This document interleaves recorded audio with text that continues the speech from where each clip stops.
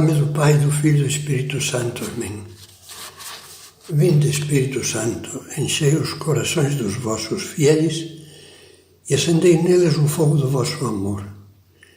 Enviai o vosso Espírito e tudo será criado, e renovareis a face da terra. Com esta gravação, estamos iniciando uma nova série. Uma nova série baseada no meu livro Dons do Espírito Santo.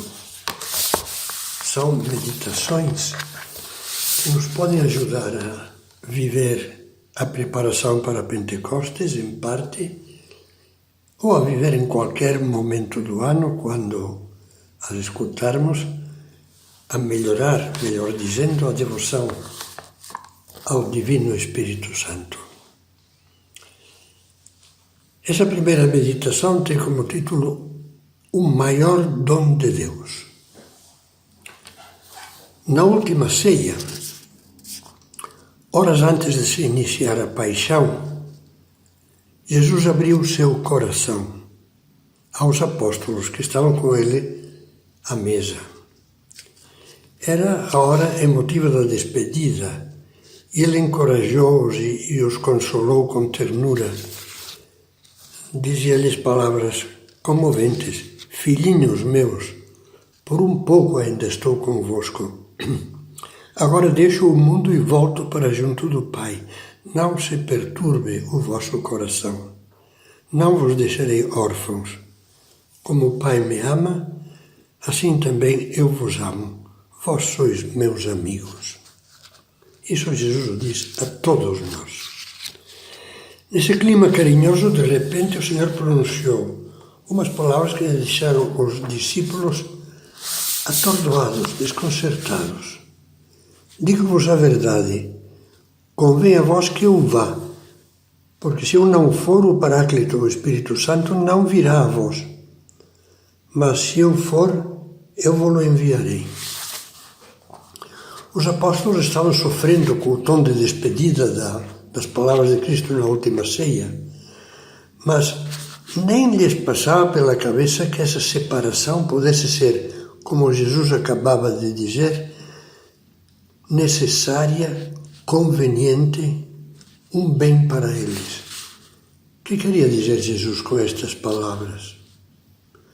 Só encontramos a resposta quando conseguimos entender que aquela noite da Quinta-feira Santa e os dias seguintes, a paixão, a ressurreição, foram a hora de Jesus, aquela hora que ele anelava. Ainda não chegou a minha hora. A hora da salvação ardentemente esperada por ele. A hora em que completou a sua entrega redentora, que era a razão da sua vinda ao mundo e que levou o seu amor até o cume. O mistério da hora de Jesus tem como uma lâmina preciosa de ouro, tem duas faces. A primeira é o sacrifício da cruz. Jesus na cruz dá a vida para expiar os nossos pecados, para nos lavar no seu sangue, como diz São João. Ele é o Cordeiro de Deus que tira o pecado do mundo. Meses antes da paixão já havia anunciado que viera ao mundo para dar a vida pela salvação de muitos. E São Paulo frisará de uma maneira concisa: veio a este mundo, para quê veio a este mundo? Veio a este mundo para salvar os pecadores. Na paixão de Jesus diz, de uma maneira muito bela, o Papa Bento XVI, toda a imundície do mundo entrou em contato com o imensamente puro, com a alma de Jesus Cristo e, desse modo, com o próprio Filho de Deus. Nesse contato, a imundície do mundo é realmente absorvida, anulada, transformada por meio do sofrimento do amor infinito. Essa é a primeira face. A segunda fase é o envio do Espírito Santo como fruto da cruz. Jesus na ceia disse: Eu rogarei ao Pai, e Ele vos dará outro Consolador, para que fique eternamente convosco. Grave bem essas palavras da promessa de Jesus. Outro Consolador, porque o primeiro foi Ele, para que fique eternamente convosco. O Espírito da verdade que o mundo não pode receber, porque não o vê nem o conhece. Mas vós o conhecereis, porque permanecerá convosco e estará em vós. Ele nos transformará em templos do Espírito Santo, templos de Deus, templos do amor de Deus. Isso é a alma cristã que está em graça. Alguns outros padres dos primeiros séculos entendiam que as palavras entregou o Espírito, com as quais São Mateus conclui a narração da morte de Jesus, na realidade se referiam ao Espírito Santo e deveriam ser traduzidas por enviou, entregou-nos o Espírito.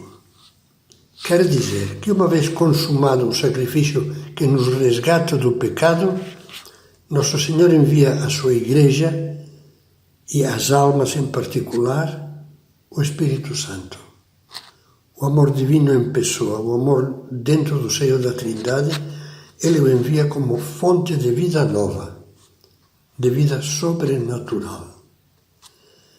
A vinda do Espírito Santo, que como Jesus dizia, o Pai enviará em meu nome, é sem dúvida o maior fruto do sacrifício redentor.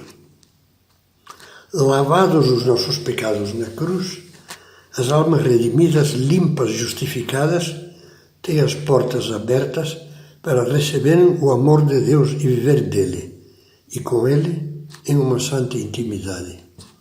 Algo que se alguma vez, esse bem infinito que se alguma vez nós perdemos, podemos recuperar com arrependimento sincero e uma boa confissão.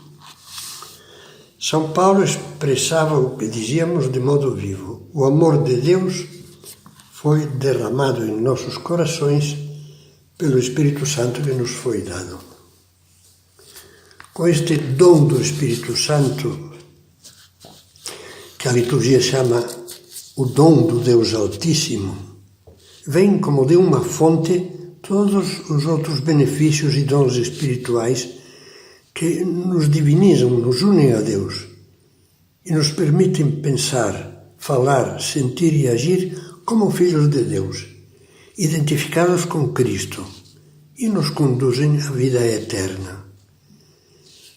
Essas graças que nós recebemos, esses dons, são, em primeiro lugar, a graça santificante, a que eleva a nossa alma à união com Deus, habitual. Depois, as virtudes sobrenaturais infusas, essas capacidades de acreditar, esperar e amar com a força de Deus. A fé, a esperança e a caridade. Depois os carismas, que são esses dons que Deus nos dá para o benefício dos outros. Por exemplo, os carismas que acompanham num casamento cristão a missão de um pai ou de uma mãe. Ou os carismas que acompanham a missão do sacerdote. Os dons que vêm do alto, que lhe permitem desempenhar o seu ministério como ministro de Cristo. Portanto, primeiro a graça santificante, depois as virtudes sobrenaturais e infusas, além disso os carismas, também, em quarto lugar, as graças sacramentais, aquelas graças que nós recebemos específicas em cada sacramento, e finalmente os dons do Espírito Santo, que vão ser o tema dessas meditações.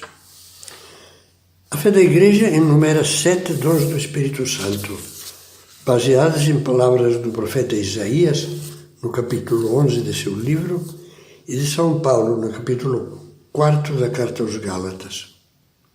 Sabedoria, entendimento, conselho, fortaleza, ciência piedade e temor de Deus. Esses dons, como ensina o Catecismo da Igreja Católica, são disposições permanentes que tornam o homem dócil para seguir os impulsos do Espírito Santo e completam e levam à perfeição as virtudes daqueles que os recebem. São como o último retoque das virtudes. Alguns teólogos os comparam às antenas sobrenaturais que captam a voz e os impulsos e as inspirações do Espírito Santo.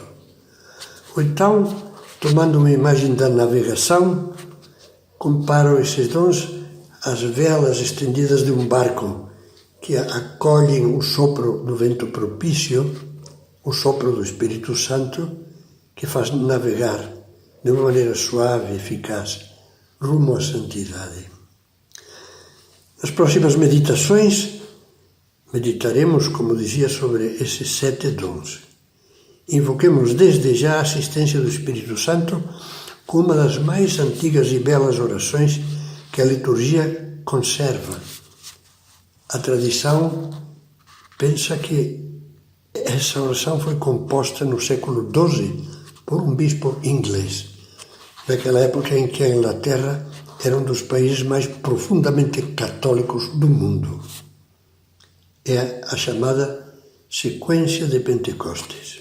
E diz assim: Vinde, Espírito Santo, enviai do céu um raio da vossa luz. Vinde, Pai dos pobres, vinde, doador das graças, vinde, luz dos corações. Consolador ótimo, doce hóspede da alma, doce refrigério, descanso no trabalho, no ardor, tranquilidade, consolo no pranto. Ó luz santíssima, enchei o mais íntimo dos corações dos vossos fiéis. Sem a vossa ajuda, nada há no homem, nada que seja inocente. Lava o que está sujo, rega o que é árido, cura o que está doente, dobra o que é rígido, aquece o que está frio, dirige o que está desviado.